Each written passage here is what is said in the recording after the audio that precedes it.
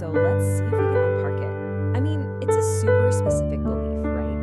The idea that rain on this one particular day could actually be a message from heaven. It's the kind of tradition that feels both incredibly ancient and, at the same time, really personal, connecting the skies right down to people's lives on the ground.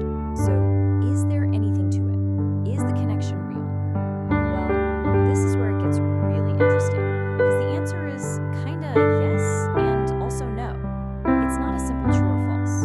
The real story is in that gap between official religious doctrine and the rich, vibrant world of folk belief that just sort of grows up around it. To really get our heads around this yes and no, we have to pull apart two different things. What is formally taught by the church and what has been traditionally believed by everyday people for generations. They're related for sure, but they are definitely not the same thing.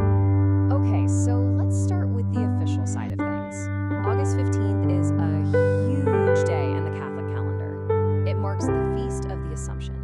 That's the core belief that Mary, the mother of Jesus, was assumed, body and soul, straight into heaven. So, it's a big deal. A day of celebration, mass, processions, the whole shebang. And right here, you can see the two sides laid out so clearly. The official church teaching is pretty straightforward. Rain is weather. Full stop. There's no doctrinal link to the assumption. But then you have this other powerful folk belief where that exact same rain is seen as a huge symbolic sign. It's a blessing for the crops. It's Mary's tears of joy. So the crucial takeaway here is that this link is a cultural tradition, not a theological one. Okay, so if it's not official doctrine, why did this belief get so popular? And why rain specifically? What is it about rain that connects so perfectly with this particular feast day? Well, the answer, as it so often does, lies in symbolism. Think about it. Rain itself is just loaded with meaning. It symbolizes purity and renewal, which are qualities always associated with Mary.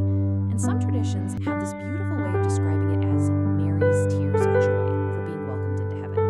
But let's be real. For farming communities, rain in mid-August is a literal, practical blessing for the harvest.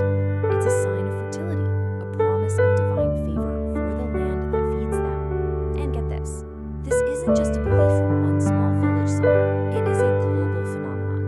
It's so cool to see how all these different cultures have woven the exact same idea into their own unique sayings. So let's take a quick trip around the world and see how they do it. First up, we're heading to Spain, where the connection to the harvest is just incredibly direct and poetic. I just love that.